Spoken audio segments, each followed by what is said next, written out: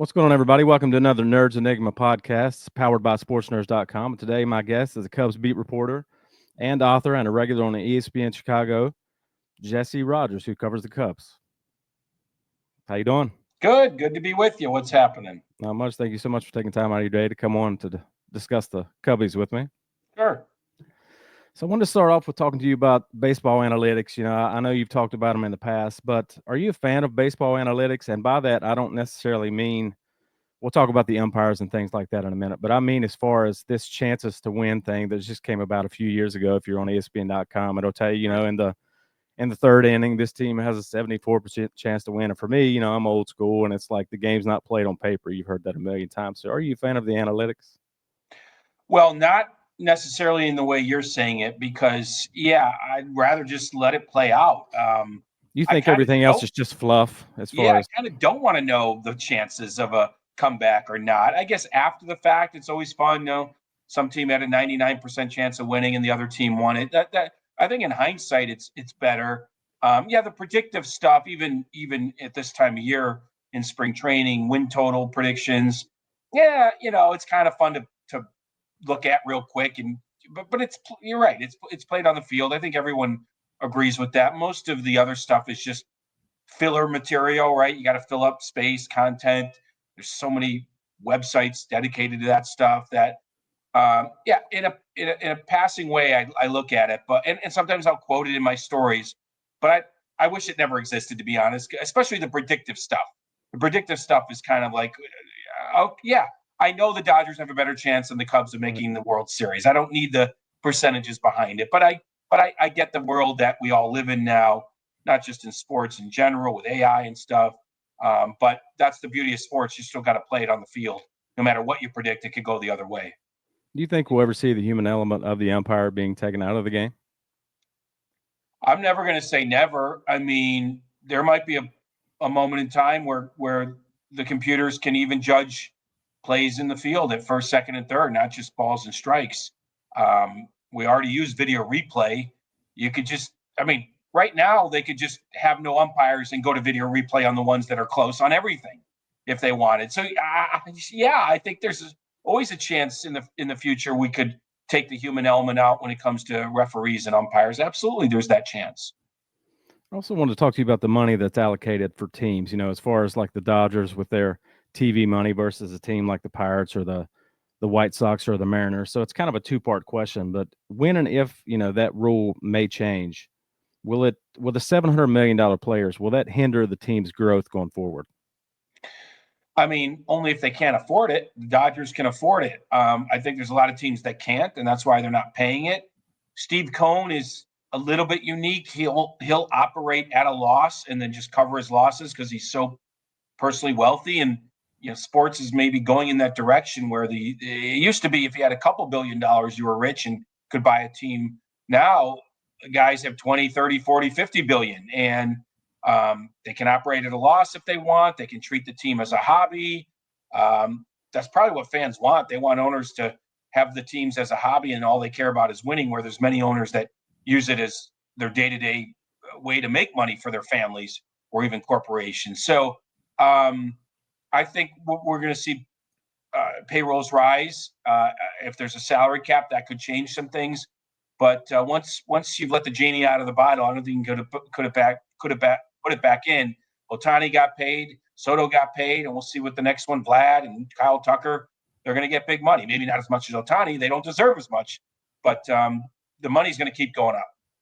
That's the reason I ask, as far as those teams those players being grandfathered in case anything does change, if it changes, how if that would hinder a team, going forward. Oh yeah, I get it. I don't know. Yeah, I mean, the answer is if there's a salary cap, it will hinder the bigger contracts, but there'll probably be a way to grandfather those in if there's a new economic system come 2026. Were you a Cubs fan before you you got into being a Cubs beat reporter? Were you a Cubs fan in the past? Yeah, I grew up a Cubs fan. Yep, I grew up in the north suburbs. Went to Cub games my whole life before getting into this business. So absolutely, yeah. So in 2008, I've been a Cubs fan my whole life. Obviously another reason I wanted to bring you on. My first time I ever went, I don't know why I waited so long, was 2008. And just the aura of Wrigley Field and being there. And, my friend and I wanted to go down, wanted to touch the wall. And that's why I ask if you've always been a Cubs fan and your first experience. Do you remember your first experience when you first went to Wrigley for the first time?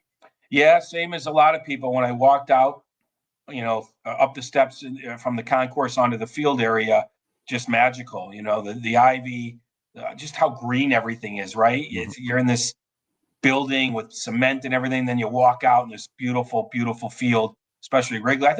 I remember thinking that, oh God, every stadium must have grass and ivy on the walls. I didn't know any better. Wrigley was my first one, so I remember the game. I remember everything about it. So I remember you could be warm in the sun, cold in the shade. My dad had to buy me what he would call an expensive Cubs sweatshirt the first game I went to.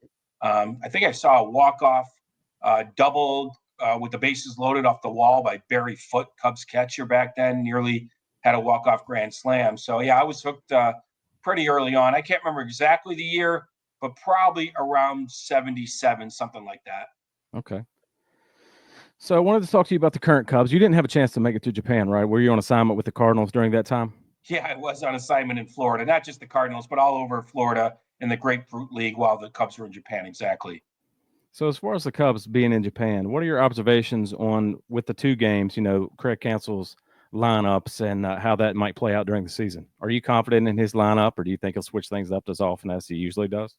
I think he's going to try to keep it as steady as he can. I think there's obviously a few options at third base and DH, but look, I mean, your outfield's pretty set.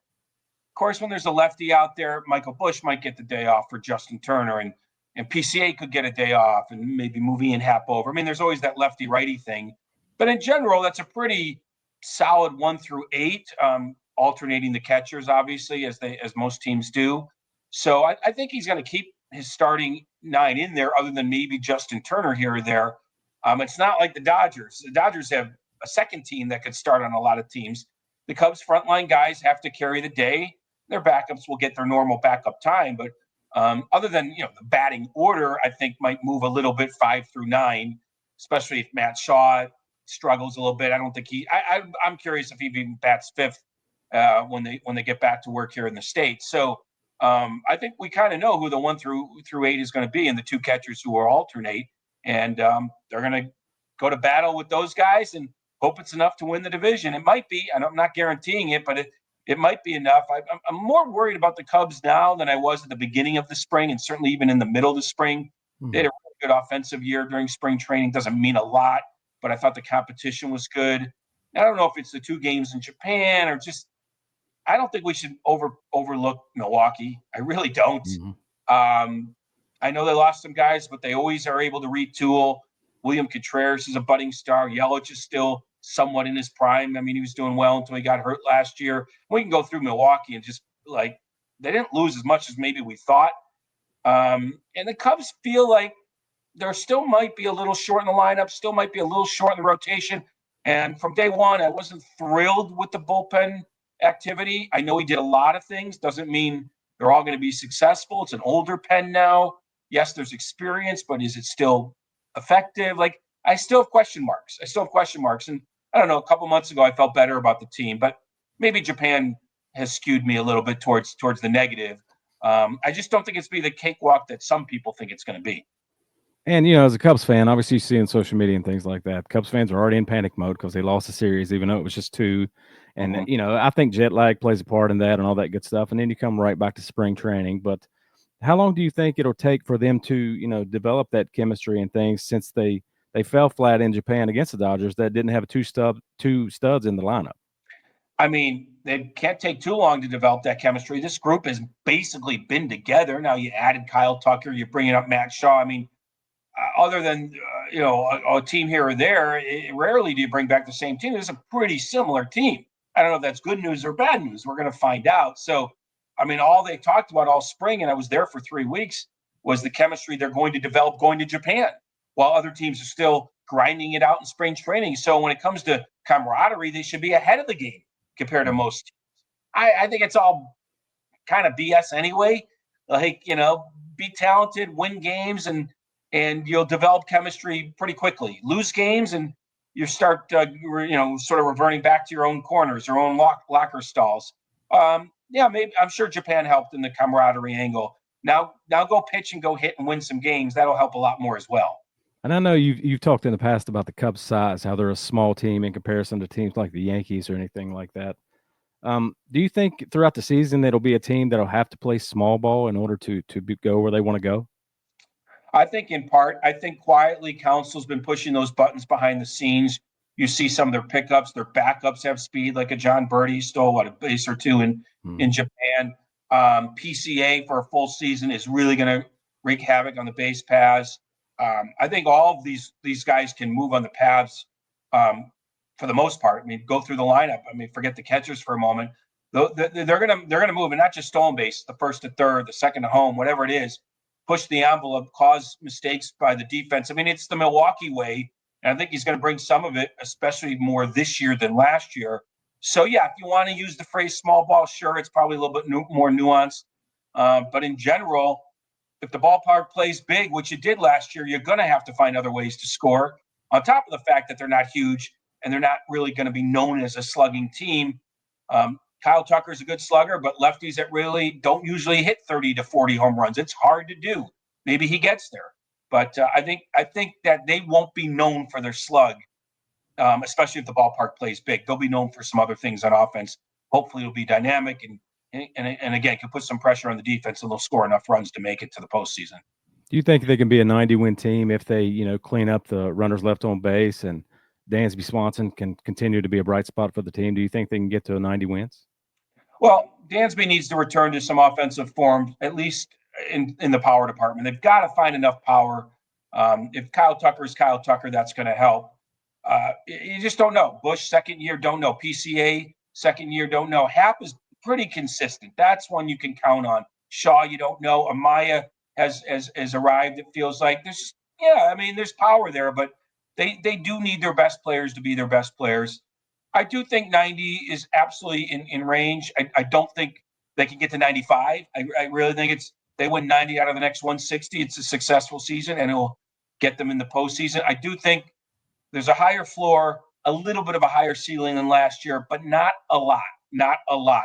It's still a team that will have difficulty outside the division, on paper at least, but in the division they should do well. You think we'll see Ben Brown as the fifth starter going forward? I think he's going to get a chance. I'm sort of torn between Colin Ray and Ben Brown.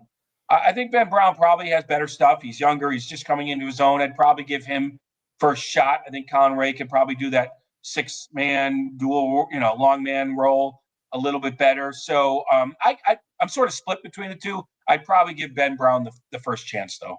Do you think he's 100% healthy, due to some velocity being lost off his fastball? Do you think he's 100% healthy? I think he is. I think you got to build up, especially coming off an injury, spring training that's interrupted a little bit. Let's give him some time. I mean, he came in as a reliever the other day, so we'll see. We'll see what the role is going forward. I think he should be able to use his full arsenal as a starter. He's developing a little bit more pitch mix than he did last year. I kind of wouldn't mind seeing him at least given a chance in the starting role. What do you think it will take for Suzuki to become more consistent, as streaky as he is, especially last season? What do you think it will take for him to turn the corner? Well, a lot of people think he has. I mean, I think it's a big debate what his value is in a lineup. Is he elite? Is he just good? He gives off vibes both ways in some respect. The basic numbers are pretty good. OPS plus. But if you dig a little bit, the clutch numbers, if that's something you believe in, the late inning stuff, are some of his numbers sort of hollow?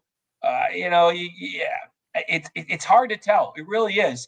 I still like him more than I don't like him, but he needs to come through. Like, just come through when they need you the most, and you'll wipe away any negative labels, because there is a good hitter in there, just not consistent and not always in the most important times. And we're getting a little bit more of a sample size on that. I feel like 2 years ago, he was better late in games and close games. Last year, he wasn't very good at all. So, I think he does need to turn the corner and become more consistent to really make a name for himself in this league. I don't think he has yet. I really don't. In Chicago, he's good. People like him. Outside of Chicago, he's just a guy. He's just a guy. I want to see him have one, sort of quintessential big year, and really make some headlines for himself. So with you being around the locker room and so close to the team all the time, who are some of the players that are really easily accessible and maybe some that are not too accessible? Well, I mean, just by how things work, the relievers are probably the most accessible. They don't have to take batting practice every day inside the cage, outside the cage. They just have to throw a little bit. So in general, like I've gravitated in the past to relievers. Mark Leiter Jr. before he was traded, Julian Merriweather, some of those guys. They've had a lot of guys in and out over the last couple of years. There hasn't been a lot of steady arms in that pen. Jamison Tyon is a guy that's always willing to talk. I mean, Drew Smiley before they let him go. But Nico Horner and Dansby Swanson are really good guys. They're always around. It just depends. Most of the guys are good guys. It just some are a little bit more available than others. But it's not like someone's hiding every day and another guy's available every day. Kind of switches off depending on what's going on. But those are some of the names that I've gravitated towards. But I'm leaving people out as well. And it also depends on if you're hurting, you're in the trainer's room a little bit more. If you're healthy, you're in the locker room a little bit more. So it's an ever evolving thing when it comes to media and players. But relievers in general are more available just because the time of day and the things they have to do to get ready for a game. So I ask every baseball guy the same thing. Do you think the MLB plays too many games? And I understand if you do cut 20 or 30 games, and I ask because you see it on social media all the time. If you do cut 20 or 30 games, you're looking at higher ticket prices and things like that. But do you think, I know they've done it forever, but do you think 162 games is too many games? Do you think they could afford to cut 20 games, 30 games off the schedule? I'll answer this way, Josh. You seem like a smart guy. If you were starting this sport from scratch, how many games would you think a professional baseball team should play to win, to determine a playoff seeding or whatever the case may be? For me, it wouldn't be 162. No, for me, that's why I asked. You'd say 100. You'd say 110. You'd say 95. It's so ingrained. So the answer is yes, they play too many. And there's so many reasons, smart reasons to cut it down. We could talk about how football's taken over the fall more so than ever and those kinds of things. We could talk about injuries. There's just so many reasons why. Personally, I think once we hit September, I'm always like, oh my God, there's another month. Like I feel like the pennant race should be in August. An expanded playoff should be in September. The World Series should start at the end of September, maybe in early October, where first of all, the weather is still baseball weather. Football hasn't completely taken over. The college teams are playing, out of conference. It hasn't gotten intense anywhere in football just yet. There's so many reasons. I would cut it down to 120 or 130. I'm more dramatic than most. Some say 154, 140. I would go May 1st to September 1st as the regular season. I really would. That's the reason I ask, because as October is like the prime month for sports when you've got NFL in its prime and you've got hockey and you've got the NBA, going and things like that. I think it does hinder taking away from the World Series, and especially if a team like the Yankees or someone is in the World Series as far as weather goes too. So I do agree. I've always thought it was 20 or 30 games too much. So I agree with that. Yeah, no doubt. I don't think it'll ever. Well, I shouldn't say ever. I think it's possible, but not in the near future. That's for sure. Right. Have you ever had a chance to make it down to Myrtle Beach? Where, like we talked beforehand, where I'm at, to see the Pelicans, a single A team of the Cubs? Have you had a chance to come see them? Not in person. No, I've talked to many people that have gone through there, and managers and all that. But no, I've never been there in person. Would love to see it. Because I cover them as often as I can, and I started covering them in 2015-16. It was when Gleyber Torres was coming through there, and I was there the day that he was traded to the Yankees, and I just remember he was not happy about that at all when it came to him being traded. But that's why I asked you if you ever had a chance. Traded, unless they ask for it, Right. So before I let you go, I got a couple more for you. I just wanted you to take me through your journey as far as getting to ESPN. For guys like me who are trying to make it into business. Just tell me how your journey transpired to get you where you are today and how that all worked out for you. Yeah, I mean, there's no secret thing, you just timing, right place, right time, hard work, obviously. I studied communications and journalism in school here in Illinois and got in the ground floor in sports radio. So I started in radio and worked my way up there. And then, at some point, the business changed where you have to learn how to do more than one thing: radio, TV, writing. Mm-hmm. And so kind of transitioned to writing hockey first and foremost for ESPN. They needed someone to cover the Blackhawks when they got good a decade ago. And then when Theo took over the Cubs, I was able to move over there. And it's just kind of like work your way up, right? Do different things, be available, work hard, do a good job. And that's how I kind of ended up. I mean, I've always loved baseball. I loved hockey as well. It's just good fortune and hard work, really. Timing is so important.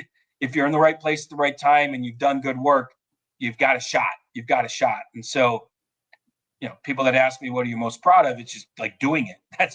I'm most proud of just doing it more than anything, being in it for as long as I have. So again, no big secret, but work hard and learn the different aspects of the media business. So plug your book. I'd like for you to tell people about your book that you have.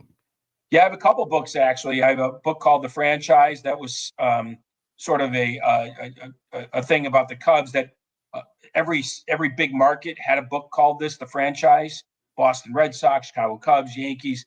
And so I wrote it with a local writer here, Bruce Miles.